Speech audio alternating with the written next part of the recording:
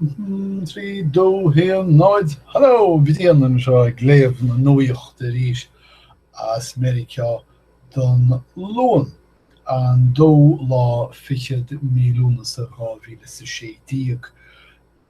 Tá na cluichí Oilimpeacha díreach hart agus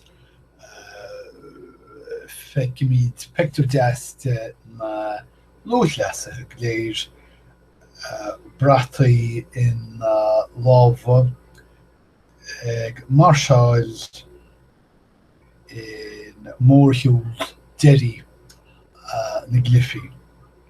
Bhí rá chéad sa sé toscaireacht sa mórthúil sin héadach agus tá Spáintear sa fictiúr Simone Biles an Cluichí mar eisciúnis. nó tá sagam bhfuil cearta.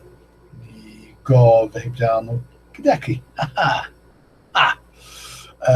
An Cluichí Americánach. Rú ceire bhain ór agus bhain chéú. Agus siadam bhris choiríireacht éigin.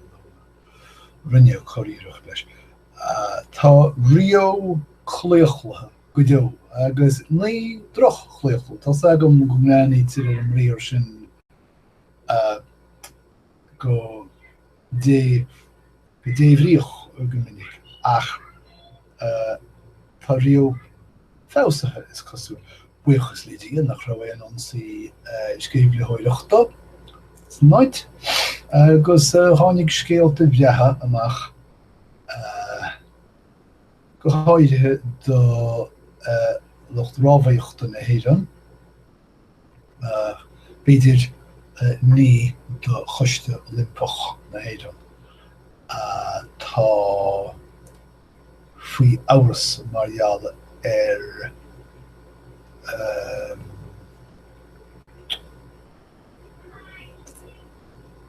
Bradil níl ticiad cibé sin géile leanna mé raibh Donald Trump agus achtas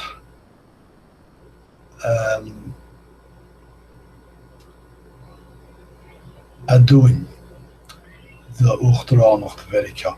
Tá feachtas féin chó bocht sin go bhfuil Trump ag titim siar tá na gceistre béarla. Tá sé dála dilimí an fáirtí do dhúlghais agus tascanaí bunríochtanacha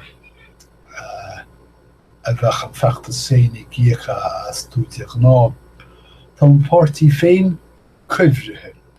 sé Trump an tanam nóchan, sé an tíorthóir agus sé atá unanimous a bheith ag ionadú an pártí sa tábhachan. Cibé tá sé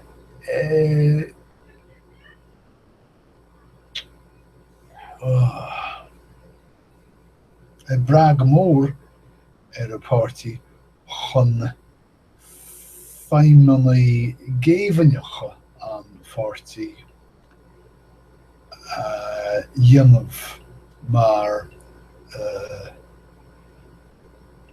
Vótaí dhríasúch an teachtamach for rochtan digiteach sin margaíocht idirlín agus bailú cistí. Idir an dálín tá riinte bhaíocht an pártí ag molla go cheart Trump a scotha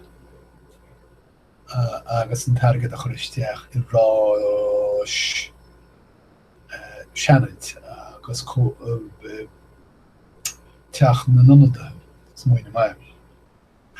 Scot. Sin bríar mai, smaile mé. With fós le Trump. Tá Trump ag muomh go bhfuil an bhóta rigáilte.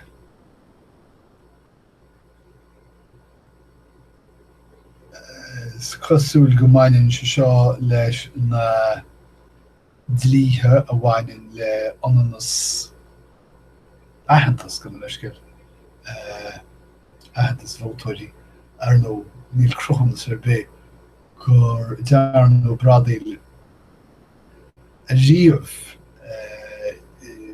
le aitheantas vótaí.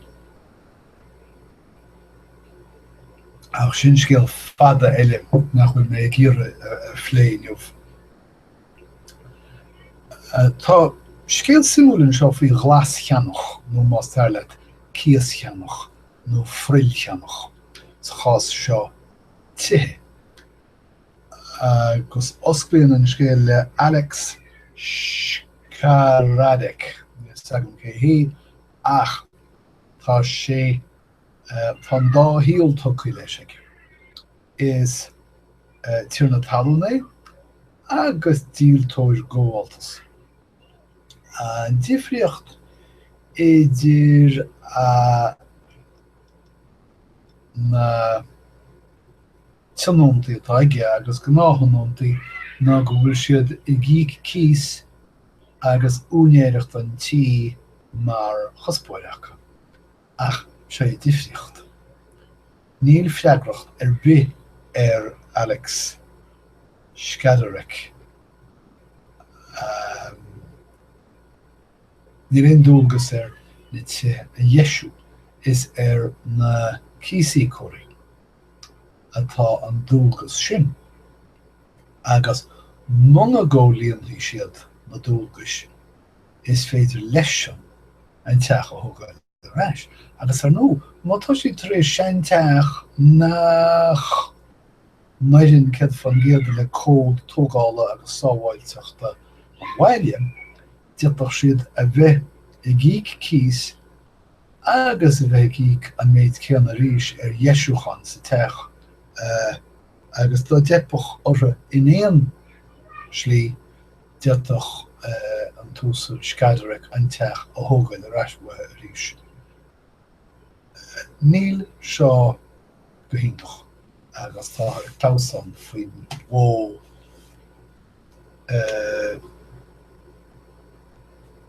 tíornas seo.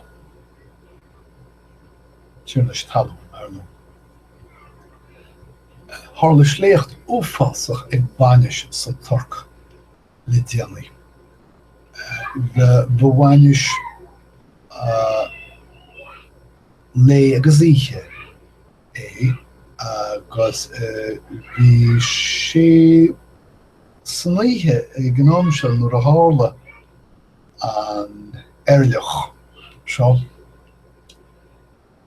Bhí an bhaine sé ag teacht chun deirí agus bhí riont íonaí imethe hena féin agus bhí daoine ag damhsa sna sráideanna nuair a shiúil páiste, ceithre bliana déag isteach sa slua agus phléasca féin le búnaí rúmda agus is cosúil gur maraíú níos móna leachtchéad daoine scéal úfásach amach sanach úfar. Rinneú seo is dócha thar ceann Stáit Islamiach ní fis go fóil cé bhhain leis an móma. Ashton Hayes sasanna. Céir tá difriúil idir Ashton Hayes? Well, tá Ashton Hayes ag teorú réamhlóid na héráide agus tá sé á dhéanamh trí folítíochtach in amach agus an timpplachtach ar isteach. Tá baile seo seadathe faoin tua is sasanna agus is beag difriocht i ré agus bailte eile a chubhain go bhfuil an baile seo tar éis aschar carbón a jara soch Rigeáil chleachtais típiaachta phobal an bhaile. Tá gnóthais Blackpool sásta go leor le Brexit. Cén fá mar is cosúil nach mai sasanna ag tógáil léithanta saoire thar lear san Étas Eorpach cho minic chéanna agus I bhídís raibh Brexit agus mar sin bhaid siad a Vótaí na seanmhailte saoire arís mar Blackpool. Má Harlaíonn baidir Europe. Básaíl tríocha sé san Iarrac le déanaí Rigeáil sléocht a rinneadh 1,700 saidúr sa bhliain 2040 in aice ticrit bhaon Stát Islánach faoi deara tléochta seo is cosúil. Taide fandéim cés ceart sábhail. Tá taidéirí ag chur ceisteannaí tábhachtacha in am na hanachna, in am an tobaiste. Cé mar a dhéanann tú ciondáil acmhainní leis. Cé a ligeann tú bhásail agus cé a ligeann tú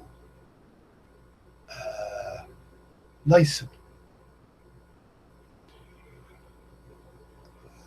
Príosún nuamhach a bhuíochas leis a New York Times agus riint meán eile tá an spotsolas dírithe le tamilnús príosún Mheireachá agus mar a táthar ag iarraí an chóras príosúnachta a leasú. Ach mar sé tá New York Times tuairt le fios inniuh go bhfuil sé na stad in nuamhach go déann go bhfuil nuamhach tíomhthír de stáit eile I dtaobh leasathe sna príosún.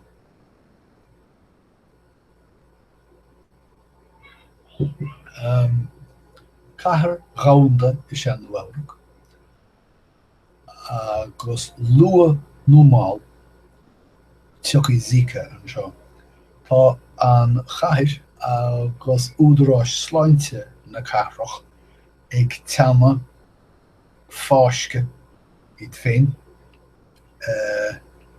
agus ag riteach do na chéad cáis agus tá ar déanamh sin trí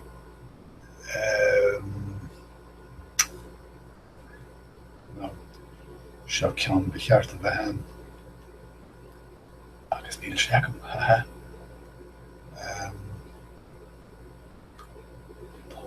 Gaist indiúch sás. Cé mar a ghaistíonn tú mosquito?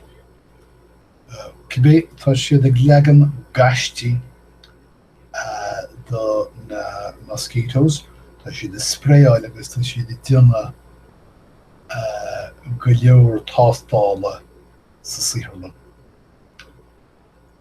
Mar is ó daoine bhfuil cónaí nó ise, hello, in San Francisco, tá an chathair sin éirithe chomh damann a costasach nach féidir le daoine marachtáil an. Agus dá réir sin na chomhlachtaí móra teicneolaíochta ag bogad go Phoenix, Arizona. So tá Phoenix ag gnóthú as róchastaí ceantar bhá San Francisco. Tá Donald Ainsley Henderson chlína fíne beidir nach bhfuil is agad céhé ach trothúil go agus muid caint Zika ba éisin a seoraí an cogadh ina na Bolgaí sna 60dí, 70dí agus 80dí.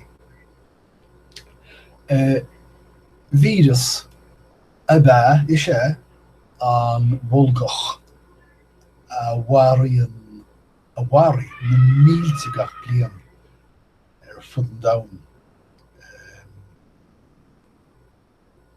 Agus deire chuma sin lena chorchaige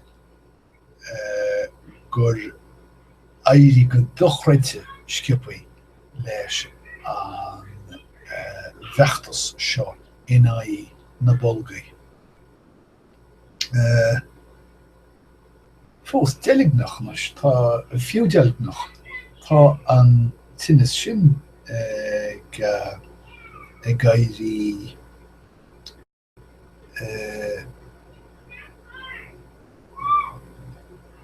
neamhchoitianta mar gheall geara atá táthrann an déanna sin úsáid nua dála scéil den bríthar geara ná chuda mé hena ach gearan tú in áí tinnis ar nó beidir go raibh sceanna I gceist nó sean leihananta bégin leit in autó leis an tinnis trí geara I dhéanamh a chraicin agus vírus a chuir agus tá an bríthar fós an úsáid geara. Gár daoine as Canada mar rua é tá ailse inchinne do leiste aige agus os rud é go bhfuil a híal firciúnta go maith dógur sé agus a bhaina ceol tragically hip go dúrach siad a gairin ceol déirnach le déanaí. Tá an leanúint ag an mána ceol sin I Canada leanúint go mór sin go neacha Justin Trudeau go dtí an ceol chuir chun an príomhórán seo gár daoine ag chail I man chuir ceol déirnach. Frank Ocean. Bhí sé gan amrá ar feadh ceithre bliana agus go tobann boom tá sé pléascaí amach orainn arís le LP nua le 7 rian déag bailú hir. Album bhísúil cearcha cúd nómad agus iris alíne bailú hir. So tá sé arás agus arás agus arás a deir a New York Times. Agus sin iad scéalta móra don luan an dóla feicead mílúnasa gá bhílas séide pasúil ag an bhhain sibh. Tanhastú agus beidir fiú úsáid. Agus go maiid a cant na chéad arís sar a bhád ach go dtí sin slán.